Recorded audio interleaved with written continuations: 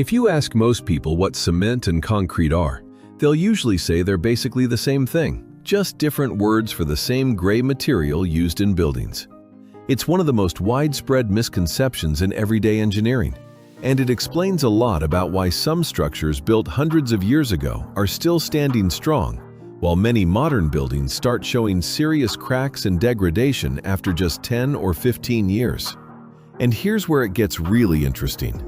Cement and concrete are not the same thing, not even close. One is a powder, the other is a composite material. Understanding the difference, and more importantly, understanding how they interact, reveals why ancient Roman structures are still in remarkably good condition, while some 21st century buildings already need major repairs. Let's start at the very beginning. Cement is essentially a binding agent.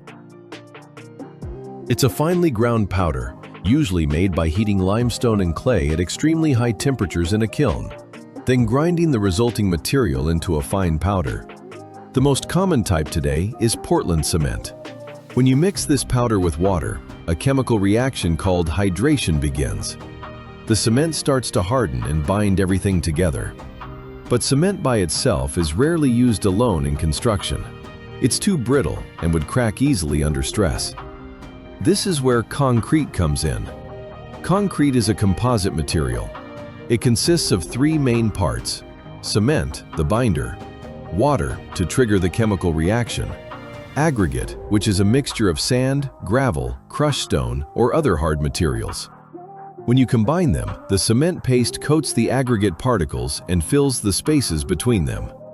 As the hydration reaction proceeds, the whole mixture turns into a rock-like solid. The aggregate provides strength and bulk, while the hardened cement acts like the glue holding it all together. So cement is the glue. Concrete is the finished stone-like material made with that glue, plus stones and sand. Now here's the part that explains why longevity differs so dramatically between old and new structures. The Romans didn't have Portland cement.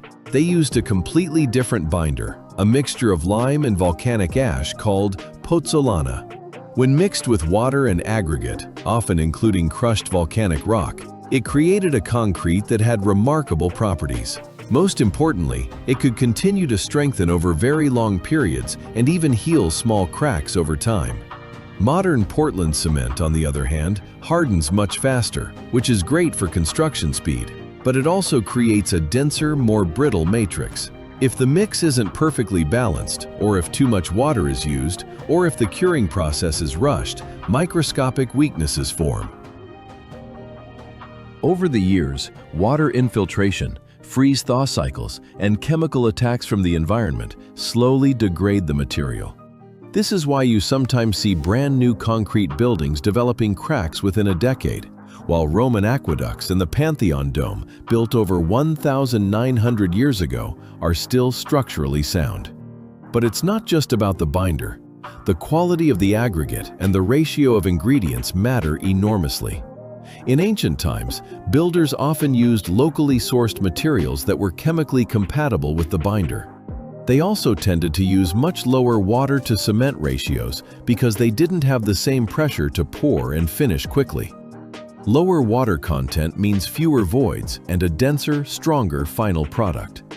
Today, for speed and cost reasons, many projects use higher water ratios, faster setting mixes, and aggregates that may not be perfectly matched to the cement. Add to that the pressure to build taller and faster, and you get structures that look impressive when new, but don't always age gracefully. There's also the issue of reinforcement.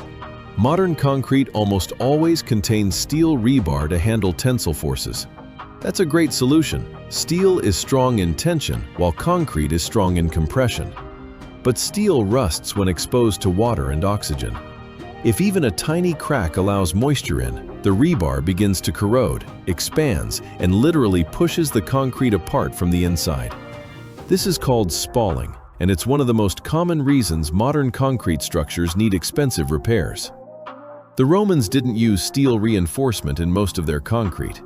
Their pozzolanic concrete was strong enough in tension for many applications, or they used clever architectural designs to manage forces without relying on embedded metal. None of this means modern concrete is bad. When done correctly, with the right mix design, proper curing, good quality control, and adequate cover over the rebar, today's concrete can easily last 100 years or more. The problem is that, done correctly, is harder and more expensive than it sounds, especially under tight budgets and deadlines. So when you see an old stone or brick building that still looks almost perfect after centuries, and a nearby modern concrete building already showing cracks, it's rarely because they built better in the old days. It's because the materials and methods were fundamentally different, and the failure modes are different too.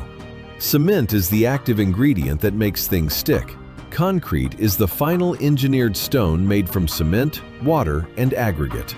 Understanding that distinction and respecting the chemistry involved is the key to building things that actually last.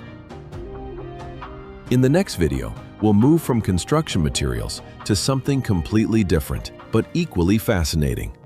Why titanium remains irreplaceable in both military and civilian applications, even after decades of trying to find cheaper alternatives. What do you think?